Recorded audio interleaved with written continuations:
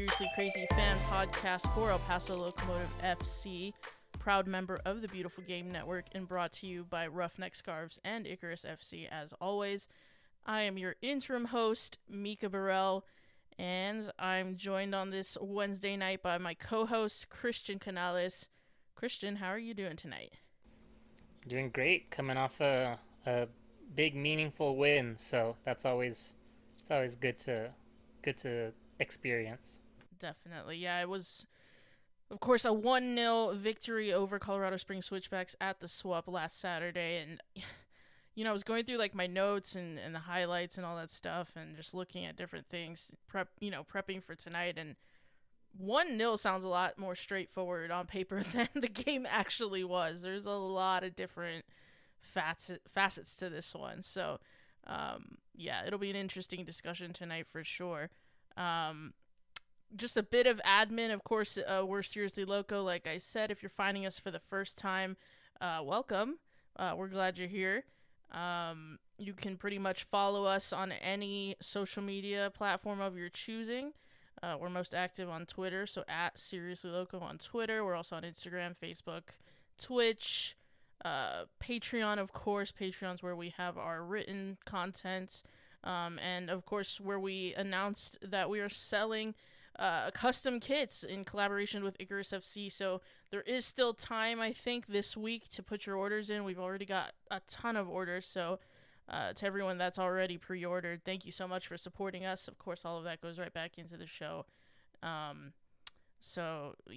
Without much further ado, Christian, do you got a question for us tonight?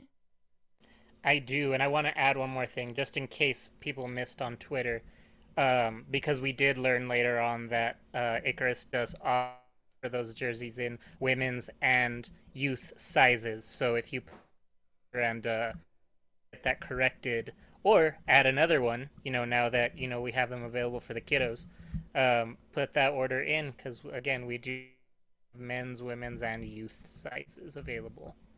Yeah, for sure. Yeah, thank you for reminding us of that. We thought we were only allowed to sell like adult sizes, but no, it turns out Icarus are like the actual goats and offer all kinds of sizes. So very inclusive of them, I have to say. But yes, if you've already ordered and you want to change anything, you just send us an email. Or if you have never ordered and you want to put in a new one now that you can order for your kids, please do so, like Christian said. But yes, I think that about covers it, though. I'm excited for the kids to come in, yes. Though. Yeah, definitely. I know we haven't placed the order yet, but I'm still watching the mailman, hoping he's bringing me mine. For sure. We can move on to the question. So today's, Mika, I want to know what's your food hot take? What's the food that the general public is really a fan of, but you're like, nope, not me. So I'll give my example first. I usually go last, but I'll give my example first so you have an idea of where I'm going with this. But avocado is trash. I hate avocado. Don't give that to me on anything. Wow, that is a hot take. Holy crap.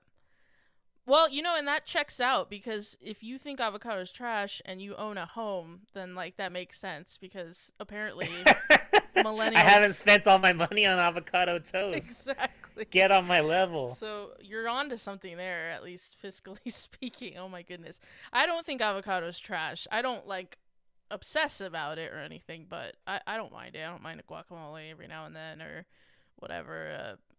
Even in avocado toast, I don't seek it out, but I don't hate it. But that's funny. Why is that? Is it just it's a texture thing? The texture, okay. Yeah. If I have to, I will tolerate it like smashed, like a guacamole. But like a slice of avocado, no thank you. Okay, so not like a California style burger or anything like that. No. Gotcha. Okay. Wow. That's a good one. So actually my take on this has softened over the years, because I do like this food, but I still do think that a lot, and maybe too much, is made of it. And we've actually spoken about it on the podcast before, and that's wings. Wings are good, don't get me wrong, but the way people go on about it's fine. Like, wings are good, but we don't need to like have a conniption about it if it's like 50-cent wing night or whatever. I mean, probably more than that, inflation, am I right? But like, I like wings. I used to not. I like them now, but I'm still not like obsessed with them, if that makes sense. Yeah, no, that's a rough one. Wings are like a whole part of my personality, so See what I mean? That's what I'm feeling a little bit saying. attacked. Yeah. There's a lot of people who, are like, that is their astrological sign is wings. Is a chicken wing. It's a chicken wing. No, like, so being married, we go through, my wife and I go through the stereotypical, I ask her what she wants to eat. She says, I don't know, what do you want to eat? And my two answers are always the same every time. So I tell, like, don't even ask me because you're gonna have to pick between one of these two things, and it's either noodles, like noodle soup, or like that kind of stuff, like noodles and ramen? dumplings. I don't know. Ramen will work too, Okay. but specifically, like, near us, we have a noodles and dumplings. Yeah. And I love that place. I'll have that for dinner 7 nights a week.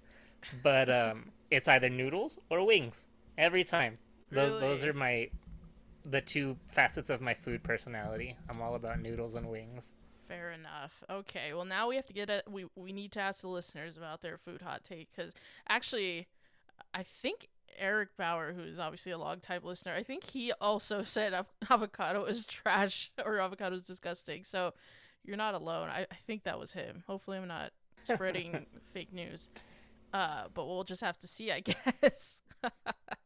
I'm sure I'll think of a better food hot take, but for now, it's wings. Like, they're fine, but All right. let's chill out. Christian, there's been a lot going on in Locomotive land, it has to be said. I mean, let's talk about a little bit of team news, because you had put out a tweet a couple days ago about how it felt like not a lot was being done in terms of recruitment.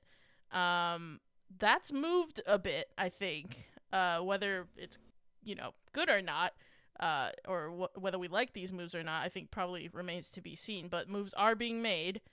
This week it came out that the club has signed Miles Lyons from the Barca residency program that famously produced Diego Luna, of course, and Brooklyn Reigns as well. And then Artem Kolod from Shakhtar Donetsk, the Ukrainian champions. I hope I'm saying his name right. I probably should have looked that up before. But two signings seem to be on their way. And both are, it's interesting, they've been characterized as been signed to play fullback. What do you make of that kind of nuance in the way that these two players have been announced? It almost sounds like maybe they're not fullbacks, but they're gonna be. You know what I mean? What do you make of that? Yeah, I don't know much about Miles, mostly because, this is seemingly like his first professional like contract, so there's not a lot of information that's easily available about him. Um, and then Kolad, you know, if from everything I could see, about 98% of his time on the field has been as a striker. So just about as far from the right back position as you could get physically on the but I did notice, I went back a little further, he did place a few minutes at right back also, with Shakhtar, or the team he was on loan with, maybe, actually. Maybe Um, Mariupol. I think that was the last team. yeah, Yeah. yeah, so he played like 12 minutes at right back for them. So it's a little unnerving, obviously, but we've seen Hutch, move Chapa to that position. I'd say relatively successfully. I think for the short time that we got to see him play, Chapa did some work there, and we know the other people that he's put there have not been fantastic. Those were the choices afterwards. I think that he had plans for Chapa at right back, and so that's why that worked out. Obviously, not expecting to lose Brockbank and Chapa and having to put, Arias there, which is why that experiment hasn't worked out. And Boehner was never meant to play at fullback, so that explains why. Although Boehner has been okay, he's not the first name right. So I will have to defer and trust a little bit here. um, we were mentioning in the group talking about him, as far as his social media, talking about Kola, it's quite large, so we have to assume that he was a big prospect maybe at some point over in Europe, and so must be talented. And so if John sees that and thinks he can do something with it, then I'm inclined to give him the benefit of the doubt. I was just clamoring for players. Now we have players, so I'm not going to I'm not going to look a gift horse in the mouth.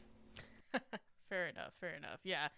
Um, that's kind of what I've gathered too about these two players is that they maybe can play right back, but that is not what they are nominally. And I mean, the both of them are pretty young, so there is still plenty of years ahead in their career to convert into a different position. But I do find it very interesting that we've not just signed an out and out right back. I mean, Artem Kolod, like you said, he looks like a forward, looks like he's got bags of pace, to be fair. So I mean, in the modern game, I mean, that is definitely useful as a fullback. Miles, I mean, that I'll just have to dig deep for some footage on him. Obviously, coming from the Varsity Academy, that might be a little tougher to find. But I know that some people have already asked if we're going to be putting pieces up on Patreon about them, so we will certainly try. We had another signing that we talked about last time, and we had Austin Robillard on from 5 Reasons Sports and the Heron Outlet, and that was a really awesome opportunity to talk to Austin because he's a Inter Miami journalist. At 4pf_Eric on Instagram says, I saw that Edison Ascona is in town. When do you think we'll get to see him in a Locos kit? Christian, do you have any any inkling as to when we might see Edison? It looks like he was in town as of maybe this morning or last night.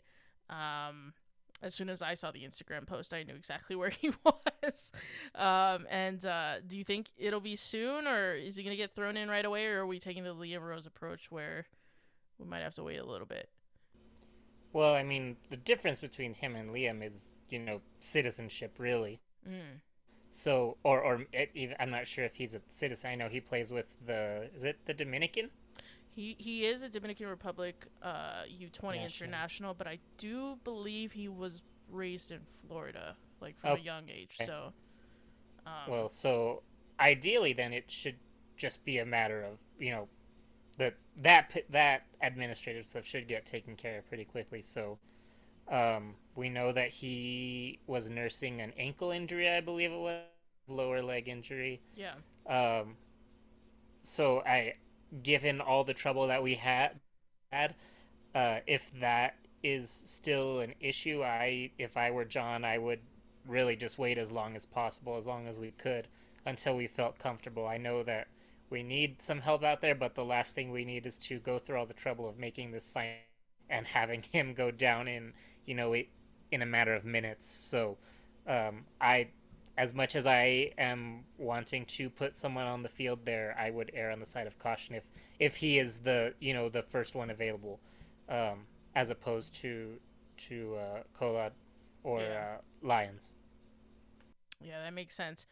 I think that we will see him sooner rather than later, just because it is a loan, and relatively speaking, he has a short time in which to make an impact with El Paso Locomotive, and I'm sure that there was assurances given by the club about playtime because Inter Miami, from what Austin Robillard was telling me, is that they're very much interested in seeing this player grow and come back to Inter and maybe make an impact on the first team. So I would assume that there's been some kind of representation made to Inter Miami that he will play and he will develop. So obviously, injuries notwithstanding, I mean, we can't legislate for that, and he did have that ankle knock, but yeah, I'm hoping we see him soon. I don't anticipate that there'd be any administrative issues in the way of visas and whatnot, but we'll just have to see. We do know he's in town, though, so that is a step in the right direction, to say the least.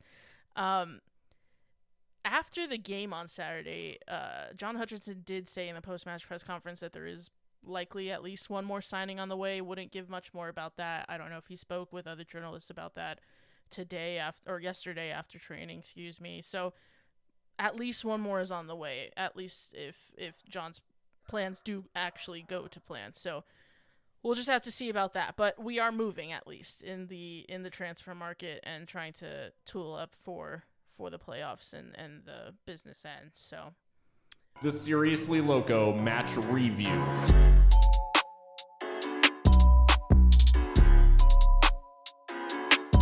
But I mean, at the weekend, this is really what we're here to talk about. El Paso Locomotive 1, Colorado Springs Switchbacks 0. You and I, Christian, were pretty bearish about how this was going to go. We both predicted draws, probably through gritted teeth, thinking actually we might get smacked here. That was not the case. We, on Military Appreciation Night, really dug in and battled and came out victors and kept the 8th clean sheet of the season. Is this a statement victory for you? See, I would like to say yes. Obviously they are a good team. And we thought we were gonna draw, so to get the win is better than we were thinking was gonna happen. There was just so much else going on in this game. It's hard to come out too positive, or not too positive, but just to feel too comfortable about it, just because there were so many facets of this game. But a win is a win. They are, as it stands, second place in the Western Conference, and we look at them. Yeah, that's true. I think there was a lot about this game to talk about that, again, I don't think the scoreline necessarily tells you much of anything, really. But let's talk about the lineup, because I think this was a return to more balance than we saw in Atlanta United 2, if I may say so, especially in midfield, because Eric Calvillo checks back in as a starter alongside Richie Ryan and Dylan Mares. The back line is pretty much as you were. Boehner is deputizing at right back once again. Hines and Gomez are on either side of Lucho Solignac. Anything in this starting 11 offensive to you, or was it pretty much the best that we could put out there against one of the best in the West in Colorado Springs? No, I love this lineup, all things considered. I think that Mares, Ryan, and Calvillo is the best midfield that we have on the roster, as far as balance goes. So I was incredibly happy with the way that they came out on the pitch. For sure, yeah. Getting into this first half, it was action-packed, I think, to say the least, and very, very early doors, we face adversity pretty much right away. In the 6th minute, Yuma goes down, he feels something, and he immediately takes off the captain's armband, and he's off for a forced early substitution for Martin Payares. Not great, obviously, when your captain goes down and one of your best defenders and someone who's really been a rock for us at the back, as well as, responsible for starting a lot of our attacking moves. At eBow27 on Twitter, Eric asked, any update on Yuma's injury and how long he could be out? Would hate to lose the captain for any extended period of time. Eric, I actually did do some digging on this, and from what we understand is that he will miss the next game against Oakland Roots. He had a muscle strain or contracture. I don't know how to put it necessarily. But the hope is that he'll be ready for the game after that. So fingers crossed it's not actually long term. But obviously at Yuma's age and all that, it's more delicate perhaps. So we'll see if he's kind of shielded from any further action early beyond the Oakland Roots game. But I mean, what were you thinking when Yuma went down, Christian? Were you like, okay, we don't have a chance now, or what did you make of that? The Grand Theft Auto meme gif was going through my head. Oh shit, here we go again. Was flashing through my head when I'm on the field. But yeah, I mean, I didn't lose hope right away. I didn't know what to think, but I didn't immediately lose hope, just because I think that Payares has a lot to prove. Clearly, there's a reason why we haven't seen him. but also, I mean, why would we? We have Yuma and Andrew Fox, and so that's a really hard change to make if you don't absolutely have to. So maybe in some of those games where there was a little bit of rotation, we would have liked to see him, but um, I am not actually worried about like a lack of quality or inability to perform or anything like that. Just based on him not getting minutes this season, because he's in a really tough place, sitting behind two of the best in USL, as far as I'm concerned. So I was hopeful. Okay.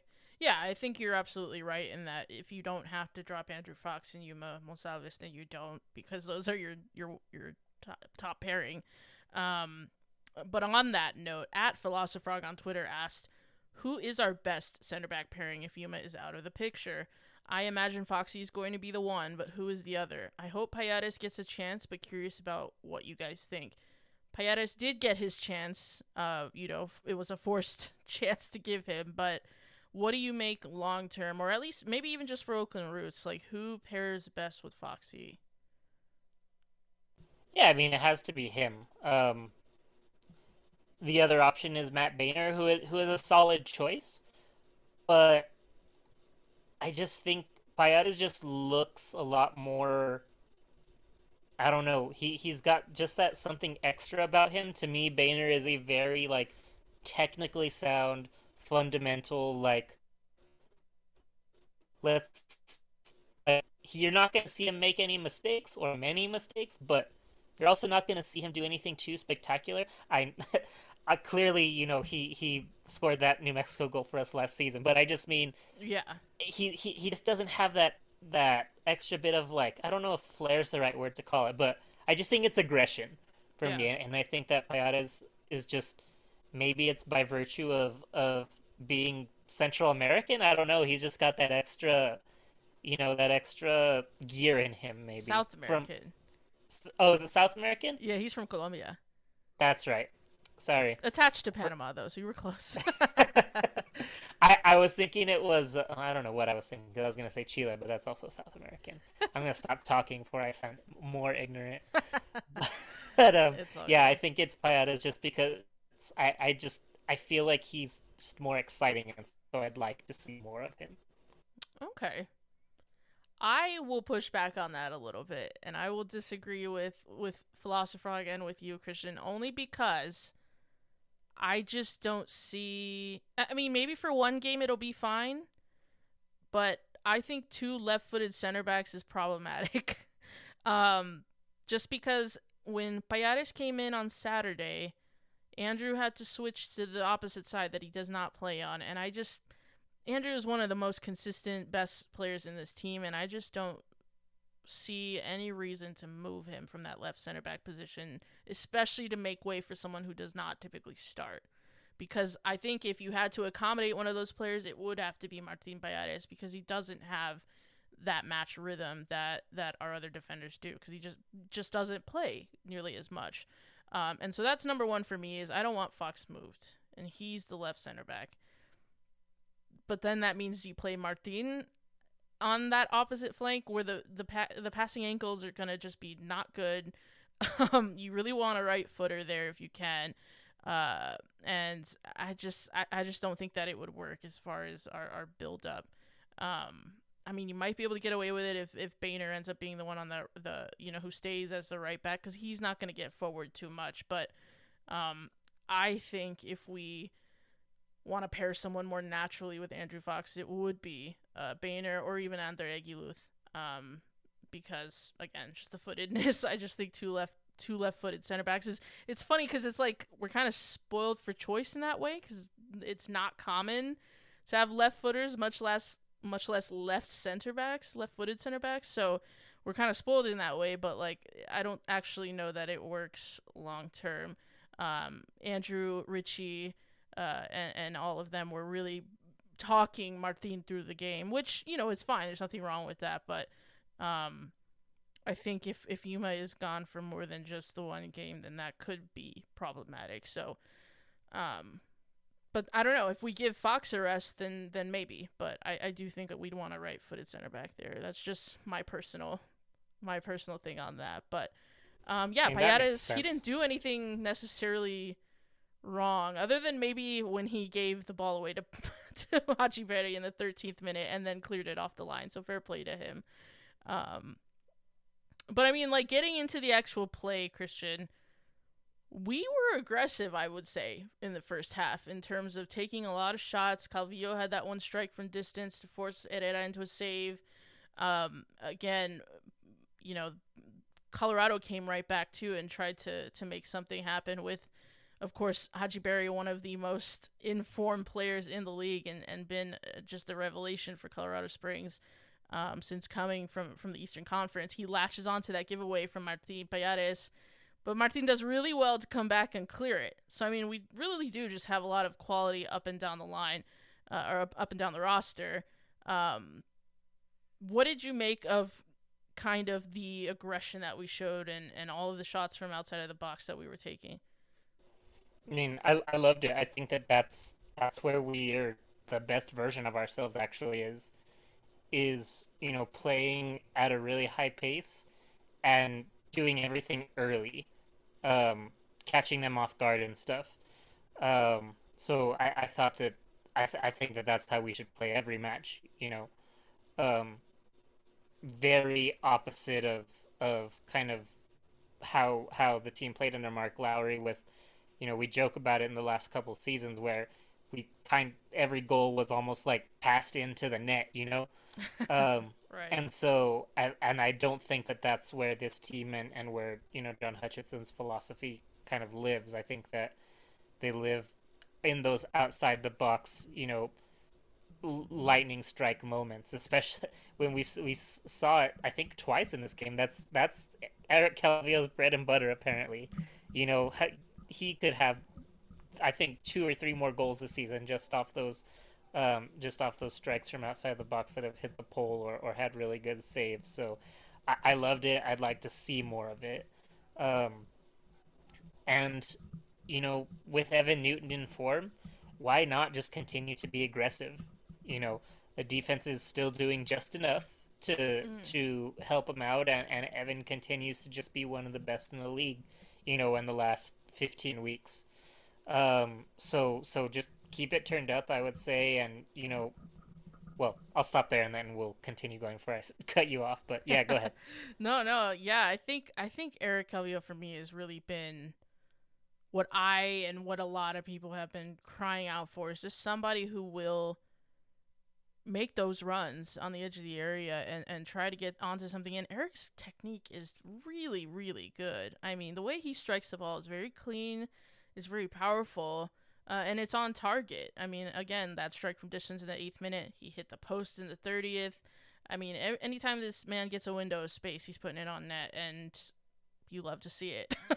And you don't lose anything by having him on the pitch either, as far as work rate, and covering the spaces in the passing lanes and the defensive aspects of the game. But it was just a 1-goal game, though, because in the 18th minute, Edor Borelli puts in an absolute peach of a cross, bends it all the way around the Colorado back line, and Gomez makes a really perfect run at the back post, jumps into the air, heads it in, and we're up 1-0. Beautiful goal being talked about all over USL, and Edor Borelli is in the team of the week for his troubles this week. What'd you make of the goal, and how do we keep doing just amazing quality things like this? Is it just coaching? Is it brilliant players? A mix of both? Yeah, I mean, goal of the season, I'll say, unless something else fantastic comes around. But, so far out of the 39 or 40, I don't know how many we've scored this season, but, goal of the season for me so far.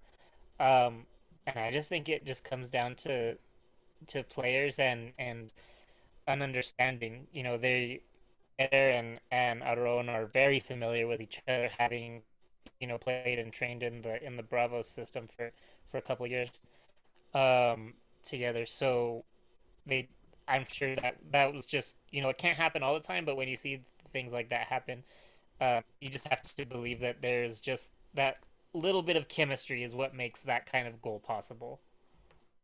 And I joked about the goal being like a salmon jumping out of a river. And you had a really deep take on this, actually, Christian. You said... I got real deep with that, didn't I? You did. I loved it. You said, I feel like a salmon swimming upstream is an incredible metaphor for this season. Like, we're getting to the destination, but having to work about 10 times harder than everyone else. Like, okay, poet, what? Like, I'm here making a joke about, like, the way Aaron jumped, and you're like, no, that's our season. So, it's salmon season, as far as I'm concerned. No, I loved that though, honestly. And judging by the interactions you got on it, it was a long quiet ride home. So I was in my thoughts and in my feelings. In the feels, man. Okay, well, look, we get on the board, and then from there, again, there was a lot more action. In the 38th minute, we thought we might have had our second goal. Lucho Soloniak has the ball in the net after I think Aron had headed it down, but it's called offside. Now, I don't remember what it looked like in real time. I was too busy trying to like live tweet accurately. And then the angle on the replay is not really that great. But is it offside for you, or is it to the point where you can't really tell and therefore just go with what the linesman had called? Yeah, real time I thought it was off. Just because he was so open. And then, even looking at it afterwards, it looked like we don't have a good camera angle, especially for that side of the field. But I'm not upset about it. It was a close enough call that I can't really fault the ref. There's a lot of things that I will fault the referee for in this match, and the ARs, but this was not one of them. Fair enough. Yeah, I think it was so close from the actual angle that it was hard for me to tell, and plus I couldn't get the video to pause right when the ball is struck into Lucho's path, so who knows. I guess we'll go with what the referee said, but there was a lot of controversy in this game, and I think it's really interesting when the team that wins, when their fans are still pissed off. That's how you know that the officiating was bad. At Jake Konecki on Twitter said, I usually have a great feeling after seeing a win at the SWUP, but I was left feeling extremely frustrated after that last one. Am I alone in this? The Lucho red card and the overall officiating really messed with what should have been a joyous feeling. Do you get what Jake's getting at here? I mean, was it kind of like, yay, but also that was shite? Because Lucho does get sent off after that second yellow for kicking the ball into the net, and then, of course, the referee was just shocking. What'd you make of that? He was on one, as the kids say.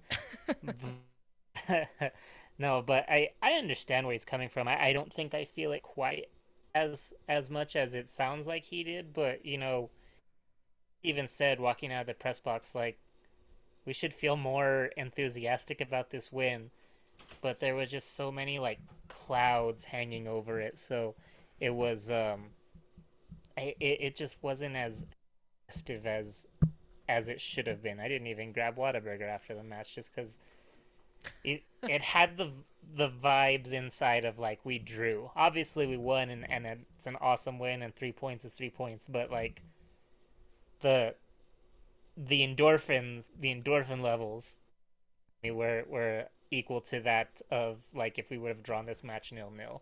And I think it has to do with how weird everything went down. That does make a lot of sense, and I think that when you look at overall the discipline report, it was heavy-handed against us. 5 yellow cards, 1 red card to their 2 yellow cards, 1 red card. Of course, Mahoney gets sent off for Colorado Springs Switchbacks for shoving Lucho Soloniak off the ball completely, away from the play. He shoves him out of anger. And that, I think that was the incident of the game that really brought it home for me, is like, this referee is completely out of control and has no idea what the hell he's doing, because there is I'm not going to call it a fight, but like there was a coming together, there was some extracurriculars, whatever you want to call it, way away from the play, and he let play continue for like 30 more seconds. It's like, this is dangerous, man. Like, blow the whistle and address I don't give a this. damn about advantage. Like, if someone is getting like assaulted, like, right, you don't play advantage. Like, exactly. you have to stop the match. And not just for Lucho, for Mahoney too. Like, they were getting into it. Stop the game. Like, that, to me, that was the most unprofessional thing I'd seen in quite a while. And that's saying something when we're talking about pro referees. I understand their job is hard. That job is really hard. And when there's 8,000 people that want to like kill you, like for every decision you make, I understand if you might get one wrong every now and then. But he was just really, really, really, really bad the whole night. And so Jake, I do see what you're saying. It really dampened the mood in what should have been. We still did celebrate the win, of course, but I mean, it did hit different, as the kids would say, because it seemed like he was, I kind of cheekily put out, despite the referee's best efforts, Paso Locomotive do win 1-0. This should have felt a lot better than it did because this is one of the best teams in the West, but it was overshadowed by just some absolutely shocking refereeing, and so I do get what you're saying there. What did you make of the red cards themselves, though? I mean, I think the Mahoney one is pretty clear. Did you think Lucho's was fair enough? He gets it for apparently shooting the ball in the net after the whistle had gone. At first, I thought it was for him chatting to the referee and kind of chirping after another offside call. We know Lucho can get frustrated at times, but did you think this was a bit too much? Or like, yeah, that's a second yellow, man. You should have cooled it there. I mean, I feel like there's a lot to it. But listening to the press conference, I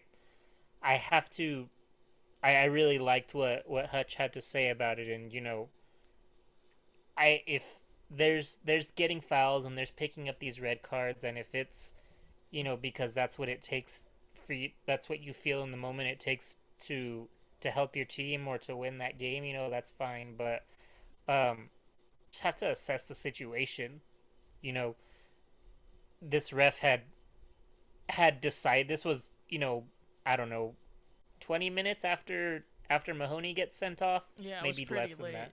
Yeah. Mm-hmm. But you know where this game is going, and especially a professional like Lucho. He's not a young player. He's been around the game for years now, so I just feel like you have to have a better understanding of what's going on and know that, it's not worth risking. Don't give the ref an excuse. It is really what it comes down to. Don't give the ref an excuse. Just, it is what it is. And yeah, I mean, it's a dumb reason to give a second yellow card, but like we've seen yellow cards been given for much less. Yeah, and again, it's not Lucho's first this season, unfortunately, for something that seems pretty innocuous, but it's like you have to understand you're already on a yellow card. You're being scrutinized already more than you would do otherwise. And I think Hutch was also pretty clear about that as well in the post-match presser, in that he said, if the result had been different tonight, it might have been a different mood in the locker room for Lucho Solaniak. So, and that's not to say that Hutch was trying to throw the player under the bus or anything like that. In fact, we know Hutch is always going to bat for his players no matter what. And when I asked him about the spate of reds, he said, I'm not going to blame my players for putting their boots where it hurts, or something to that effect. But he did acknowledge, if it had gone the other way, then Lucho would have heard it. So Hutch knows that's not what you want from your star striker and someone, like you said, Christian, who's been around the game for many years now. And it's a stupid reason to get a second yellow, but I can see why. Like it's akin to kicking the ball away, I guess. But now we're without Lucho for a road trip to Oakland Roots, and maybe if I'm being cynical, maybe he contrived to get sent off so that he could rest, because my man just had a baby. He's probably not sleeping too much. And if that is the motivation, Lucho, then we understand. But no. Been there, brother. So we're gonna be without Lucho for the Oakland Roots game. But again, it is a big win. And I think it's impressive that we held this Haji Berry Elvisamo side to no goals. Their finishing was very poor, I would say. Do you agree with that, Christian? Oh, 100%.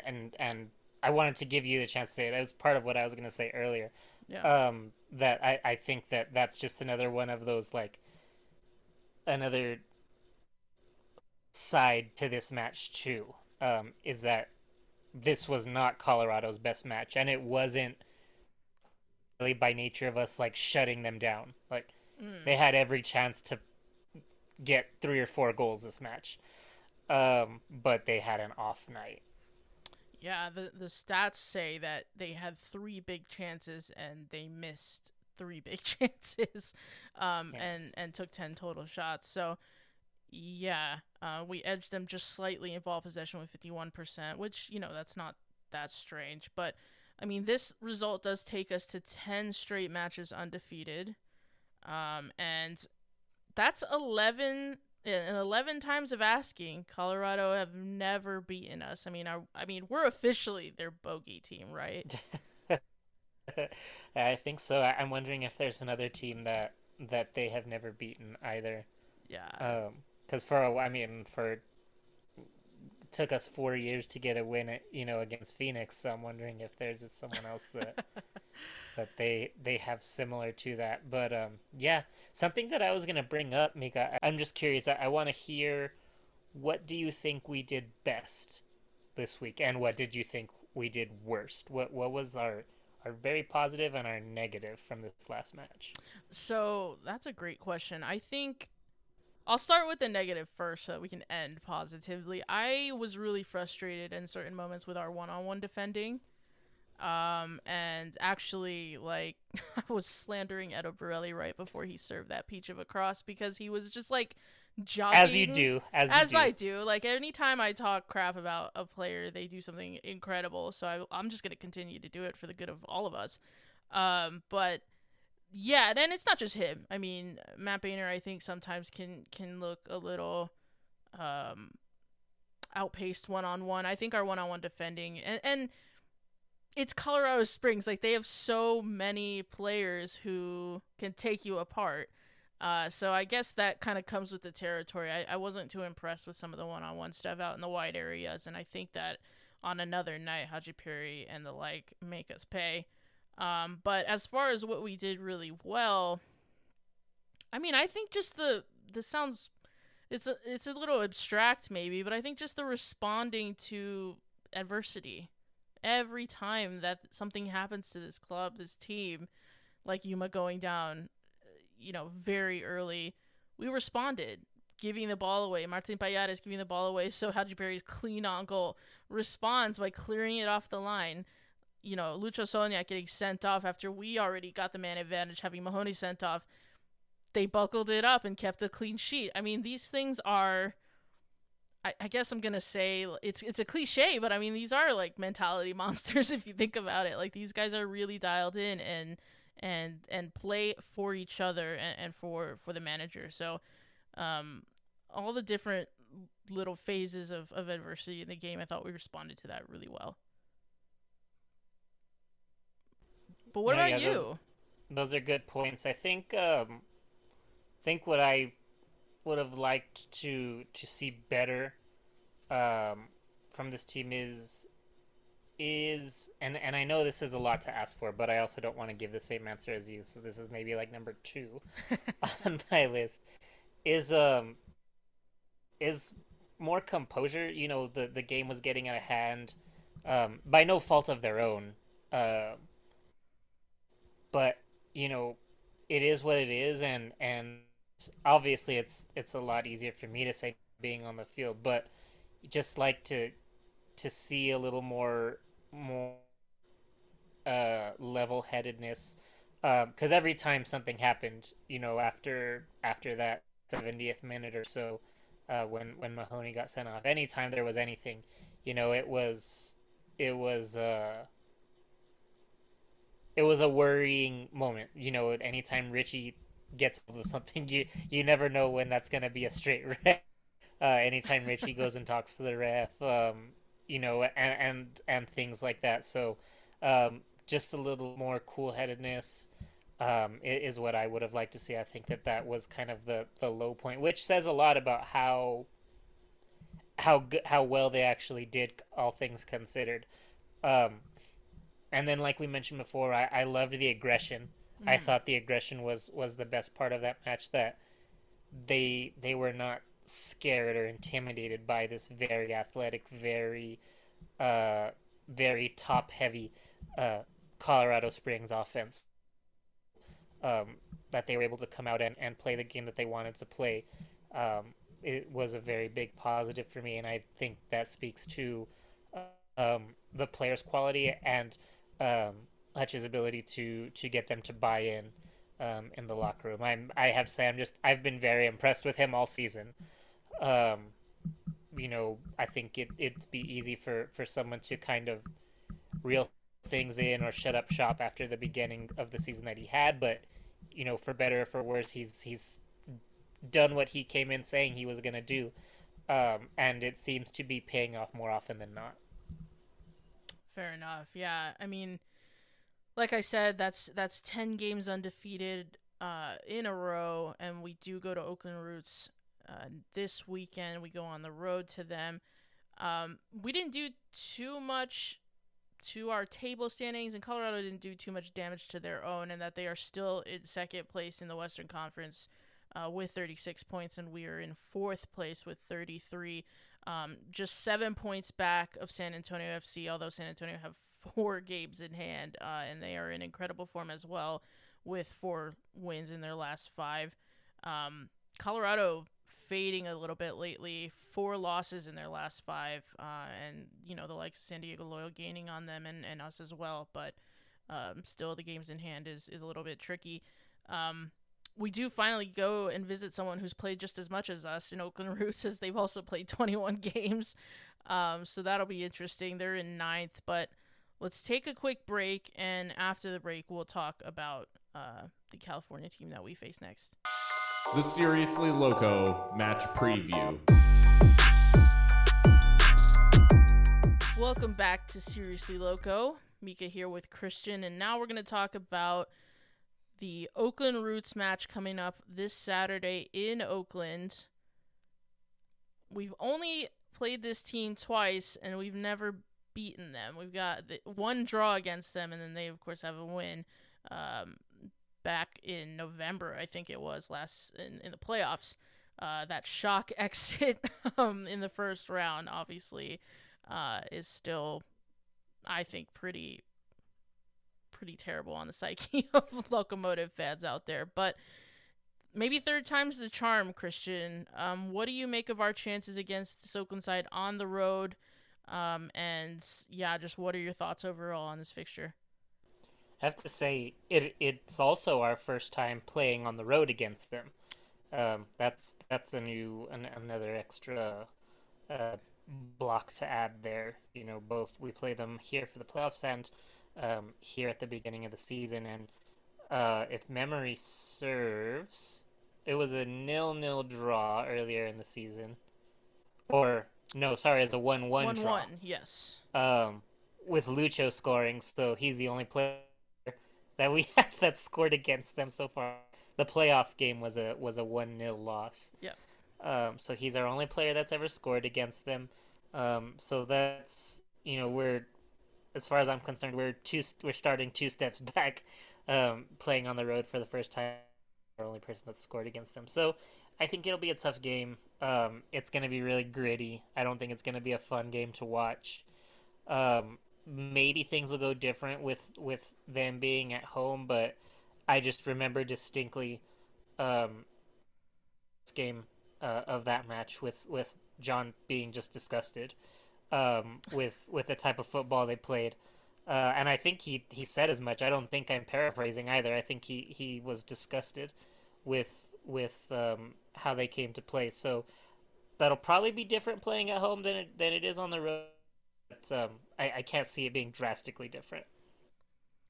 What I find interesting about this Oakland Roots side is, they currently sit 9th, so they're in that bottom half of the Western Conference table. But of those bottom half teams, they by far score the most goals. They've scored 33 goals. They've also conceded 33, so they're pretty much, they're even on goal differential. But they will not be denied in front of goal. Each of their last 5 fixtures, they've not been denied. And although the form itself has been pretty not good. I mean, 2 draws, 2 losses, and really the only win coming against Atlanta United too. which, I mean, I say that, but we can't win against Atlanta United too, so maybe that was more impressive than I'm making it out to be. But, I mean, they are coming off a 3-3 draw to Sacramento Republic, a good team. But then they got smashed by LA Galaxy 2 before that, 3-1. They did take points off San Antonio, but then they lost to New Mexico United. So it's like, it's hard to really know what Oakland Roots we're going to get, but they do score goals. Yeah, and that Sacramento, I mean, they nearly had it. Sacramento scored in literally the last kick of the match to recover those points. So that could be another story very easily. True. But we also can't neglect, and you were saying this exact thing, but I mean, they are also the home club of the current Golden Boot leader in Otar Magnus Carlsen. So, obviously he's looking to come out and have a match.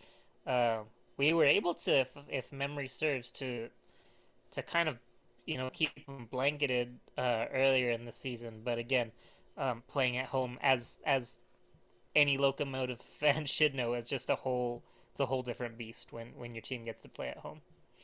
Yeah, definitely hard to overlook Otar Magnus Carlsen, the Icelandic center forward, who is, of course, on loan from Venezia, who were just recently in Serie A, got relegated to Serie B last season in Italy. But yeah, he's got 13 goals in 20 matches, and he's absolutely flying. But, they've got Juan Ozokar, too, with 6 goals, Edgardo Rito with 4 goals, 5 assists. So, I mean, they've got a lot of different contributors, kind of like Colorado do, but just not getting those results over the line, I guess, due to their defense that ships goals. It'll be interesting. And another thing that I wanted to ask you about, Christian, because I was listening to the Roots blog podcast today, because every now and then I'm curious about what people think of Locomotive, because we're kind of in our bubble here. So it's interesting to see and hear what others think in the conference. And something that struck me, and I don't remember if they explained why, but they said it's a good time to play Locomotive. And I thought to myself, 10 games undefeated? Why is it a good time to play us? Why would that be? Is it because Lucho's suspended? Or I don't remember them explaining, so why do you think that might be? Yeah, I have to think that Lucho's suspension and we are without Diego Luna, I guess. Okay. I think actually they did mention that now that I think about it. That's what I would have to say. But, I mean, we're also undefeated since Diego left, so maybe that's not worth as much as I think it is. Yeah, that's fair. That's fair. We have not lost at all since Diego left, and actually he started tonight for Real Salt Lake. Did you get to catch any of that? I did not. I was out and about, so I didn't get to watch any of that, unfortunately. He was all right. I think he started a little bit rough, lost the ball a couple times, which is to be expected, I guess, when you're as young as he is and playing in your first, starting your first MLS match. But, yeah, I think he got better as the game went on, but I don't know what happened. RSL is kind of in a funk at the moment. Let's see. Yeah, they lost 2-1 to Atlanta United on the road. Cisneros with a brace, so yikes. Luna got, let's see, how many minutes did he get? I think he got, just that first half. Halftime sub. Yeah. Halftime sub, yeah. He's young. It'll be all right. There's a lot of injuries to what I understand. And also, they're starting McMath in goal instead of Ochoa, who's apparently, banned from training with the team. I don't know why. Did you see that?